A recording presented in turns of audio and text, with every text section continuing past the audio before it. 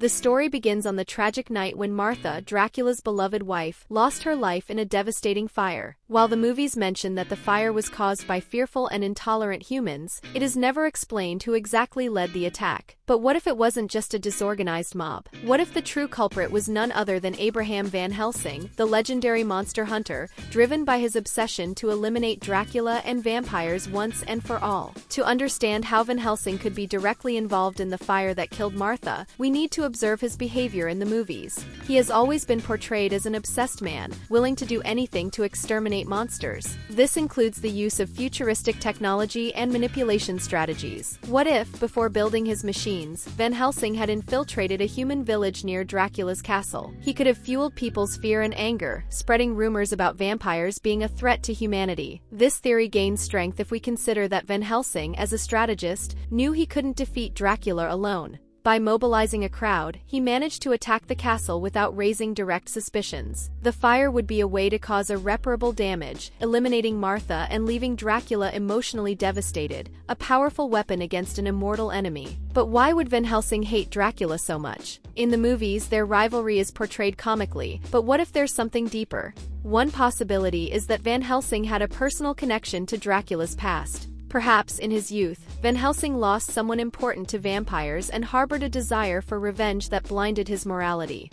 This would explain why he dedicated himself to destroying monsters at any cost. Furthermore, by targeting Martha, Van Helsing would achieve a double victory. He would eliminate the woman Dracula loved and prevent the continuation of his family. This would put Dracula in a position of isolation, making him more emotionally vulnerable and less capable of leading other monsters. There are clues in the movies that could support this theory. For example, 1. Van Helsing and his advanced technology. He demonstrated a level of ingenuity that could have been used to plan and execute an attack as devastating as the fire. 2. Dracula's reserved behavior. After Martha's death, Dracula never trusted humans again. He isolated his family and created Hotel Transylvania as a safe haven. This behavior suggests that the attack was not just an accident, but something carefully planned. 3. Van Helsing's apparent redemption. In the more recent films, Van Helsing seems to seek redemption by accepting his granddaughter Erica and the monsters. But is this sincere or a strategy to cover up his past? If Dracula discovered that Van Helsing was responsible for the fire, how would he react? The relationship between Dracula and Erica, Van Helsing's granddaughter, would complicate the situation even more. Erica clearly loves Dracula, but how would she react upon learning that her grandfather was responsible for the greatest tragedy of his life? This discovery could put all monsters in danger again. Van Helsing, even in his old age, still has allies and enough technology to cause destruction. A new war between humans and monsters could be triggered, with Erica torn between her blood family and her new monster family. Imagine a moment of confrontation at Hotel Transylvania, where Dracula finally discovers the truth. Perhaps he finds an ancient artifact left by Martha, containing a journal that details the attack on the castle. Or maybe it's Van Helsing himself, now elderly and regretful, who confesses his role in the fire during a moment of weakness. When Dracula realizes that Van Helsing was responsible for his beloved's death, his first reaction would be fury. Centuries of repressed pain would come to the surface, threatening not only the fragile balance of peace between monsters and humans, but also his relationship with Erica. After all, how could he continue to be with her, knowing that her family destroyed his? This revelation would create a deep dilemma for Dracula. On one hand, he would have every reason to seek revenge. On the other hand, he would know that following this path would make him as cruel as the hunters who pursued him for centuries.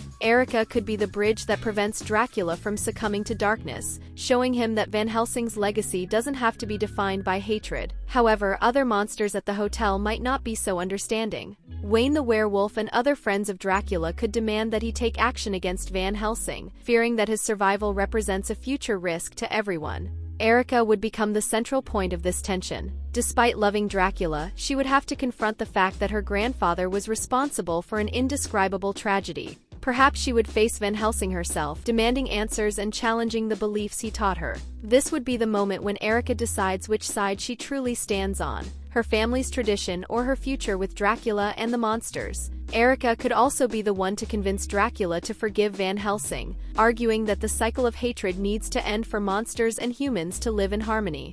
This decision would reflect the central theme of Hotel Transylvania: acceptance of differences and overcoming prejudices. If Dracula opts for forgiveness, it would mark a new chapter in the relationship between monsters and humans. Hotel Transylvania could become more than a refuge for monsters. It could transform into a place where humans and monsters coexist and learn from one another. Johnny, being a human integrated into the world of monsters, would be the living example that this union is possible. On the other hand, if the revelation of Van Helsing's role causes an irreparable rupture, the hotel could be destroyed, not physically, but in its essence. Dracula might decide that the human world is dangerously unpredictable and that monsters should remain isolated. This decision would create a darker tone for the franchise, but would also open doors for future films exploring how monsters and humans would deal with this separation. Finally, there's the possibility that the revelation of Van Helsing's past brings forth a new enemy. Perhaps another member of the Helsing family, disapproving of Abraham's redemption, decides to continue his legacy of hatred against monsters.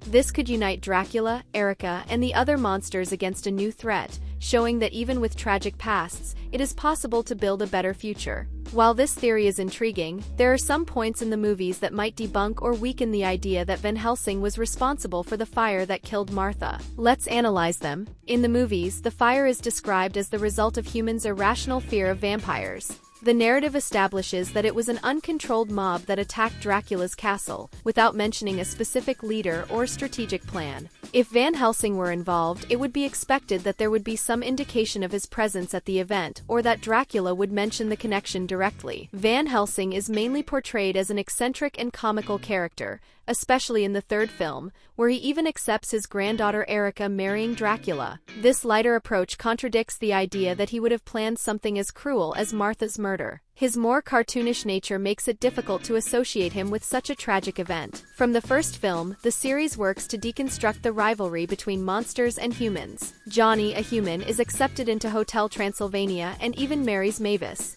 The idea that a human, Van Helsing, caused the fire seems to contradict the franchise's effort to promote reconciliation and understanding between species. Martha is mentioned in the movies as the victim of a human attack, but there are no details linking this event specifically to Van Helsing. This weakens the direct connection between him and the fire. If Van Helsing were responsible, it would be natural for Dracula to accuse him at some point in the series, especially during their confrontations.